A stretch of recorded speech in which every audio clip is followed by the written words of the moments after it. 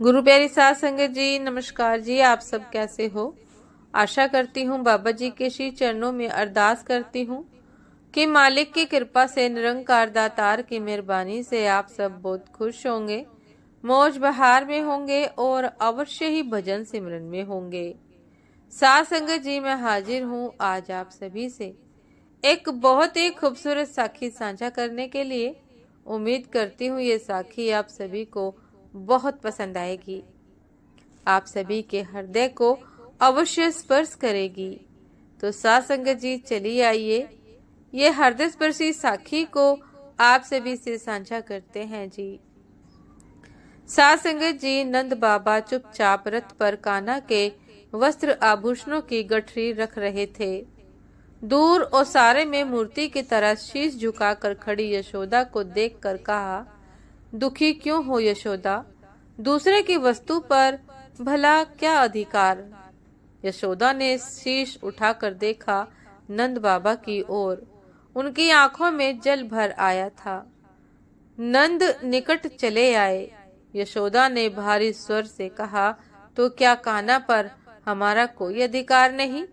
11 वर्षों तक हम असत्य से ही लिपट कर जीते रहे। नंद ने कहा, अधिकार क्यों नहीं? कन्हैया कहीं भी रहे, पर रहेगा तो हमारा ही लल्ला ना। पर उस पर हमसे ज्यादा देवकी वासुदेव का अधिकार है और उन्हें भी कन्हैया की आवश्यकता है ना। यशोदा ने फिर कहा, तो क्या मेरे ममत्व का कोई मोल नहीं? साध संगत जी, नंद बाबा ने थके हुए स्वर में कहा, ममत्व का तो सचमुच कोई मोल नहीं होता यशोदा। पर देखो तो कान्हा ने इन 11 वर्षों में हमें क्या नहीं दिया है। उम्र के उत्तरार्ध में जब हमने संतान की आशा छोड़ दी थी, तब वह हमारे आंगन में आया। तुम्हें नहीं लगता कि इन 11 वर्षों में हमने जैसा सुखी जीवन जिया वैसा कभी जी नहीं सके थे? दूसरे की वस्तु से और कितनी आशा करती हो यशोदा? एक ना एक दिन तो वह अपनी वस्तु मांगेगा ही ना। कान्हा को जाने दो यशोदा। साध संगत जी, यशोदा से अब खड़ा नहीं हुआ जा रहा था। वे वहीं धरती पर बैठ गई। कहा, आप मुझसे क्या त्यागने के लिए कह रहे हैं, यह आप नहीं समझ रहे। नंद बाबा की आंखें भी भीग गई थी। उन्होंने हारे स्वर में कहा, तुम देवकी को क्या दे रही हो? यह मुझसे अधिक कौन समझ सकता है यशोदा। आने वाले असंख्य युगों में किसी के पास तुम्हारे जैसा दूसरा उदाहरण नहीं होगा। यह जगत सदैव तुम्हारे त्याग के आगे नतमस्तक रहेगा। यशोदा आंचल से मुंह ढांप कर घर में जाने लगी तो नंद बाबा ने कहा कि अब कन्हैया को भेज दो यशोदा, देर हो रही है। यशोदा ने आंचल को मुंह पर और तेजी से दबा लिया और अस्पष्ट स्वर में कहा, एक बार उसे खिला तो लेने दीजिए, अब तो जा रहा है, कौन जाने फिर। नंद चुप हो गए।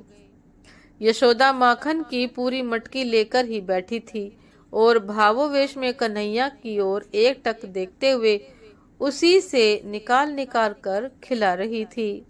कन्हैया ने कहा, एक बात पूछूं मैया? यशोदा ने जैसे आवेश में ही कहा, पूछो लल्ला। तुम तो रोज मुझे माखन खाने पर डांटती थी ना मैया, फिर आज अपने ही हाथों से क्यों खिला रही हो? यशोदा ने उत्तर देना चाहा पर मुंह से स्वर न फूट सके। वह चुपचाप खिलाती रही। कान्हा ने पूछा, क्या सोच रही हो मैया? यशोदा ने अपने अश्रुओं को रोककर कहा, सोच रही हूँ कि तुम चले जाओगे तो मेरी गैया कौन चराएगा? कान्हा ने कहा, तनिक मेरी सोचो मैया, वहां मुझे इस तरह माखन कौन खिलाएगा? मुझसे तो माखन छिन ही जाएगा मैया।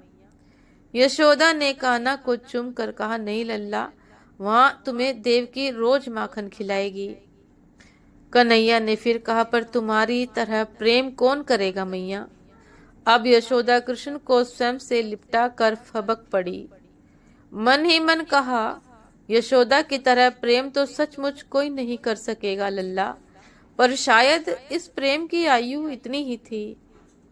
कृष्ण को रथ पर बैठाकर अक्रूर के संग नंद बाबा चले तो यशोदा ने कहा, तनिक सुनिए ना, आपसे देवकी तो मिलेगी ना, उससे कह दीजिएगा लल्ला तनिक नटखट है पर कभी मारेगी नहीं।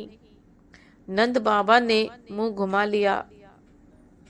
यशोदा ने फिर कहा, कहिएगा कि मैंने लल्ला को कभी धूप से भी नहीं छुआ।